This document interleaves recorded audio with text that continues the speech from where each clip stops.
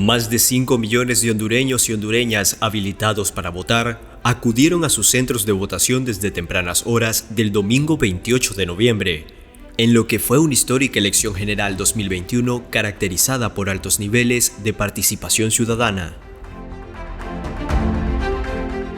Los cargos que compitieron en la nación centroamericana fueron para presidente, 3 designados a vicepresidentes, 128 diputados al Congreso Nacional, 20 diputados al Parlamento Centroamericano y 298 alcaldes para el periodo 2022-2026.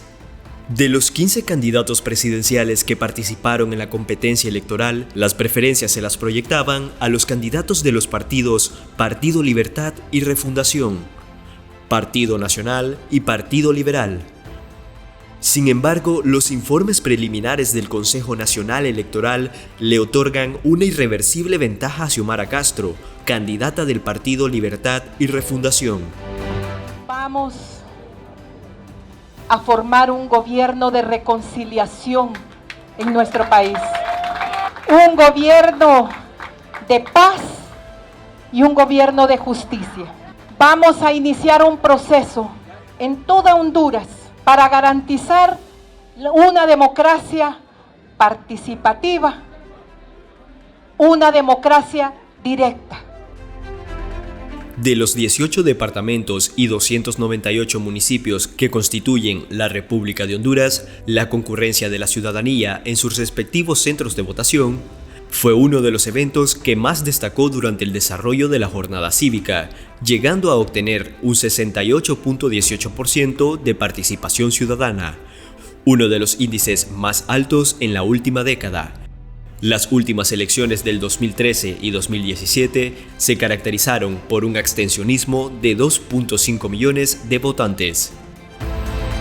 El ente electoral ha procesado hasta este momento 1.8 millones de votos, equivalente al 50% del escrutinio oficial. Xiomara Castro lleva una imponente ventaja en resultados preliminares, con un 52% de votos, resultados que ya fueron reconocidos por los adversarios políticos de Castro.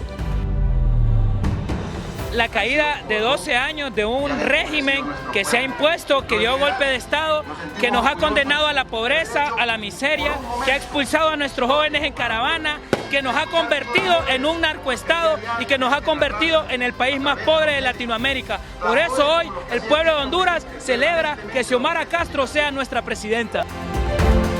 Cabe destacar que Xiomara Castro, esposa de Manuel Zelaya, el expresidente depuesto por un golpe de Estado en 2009, promete cambiar un Estado a través de un gobierno de reconciliación nacional que permitiría un consenso con los diferentes sectores económicos del país centroamericano. Yo hoy le tiendo la mano a mis opositores porque no tengo enemigos. Llamaré a un diálogo a partir de mañana con todos los sectores de la nacionalidad hondureña.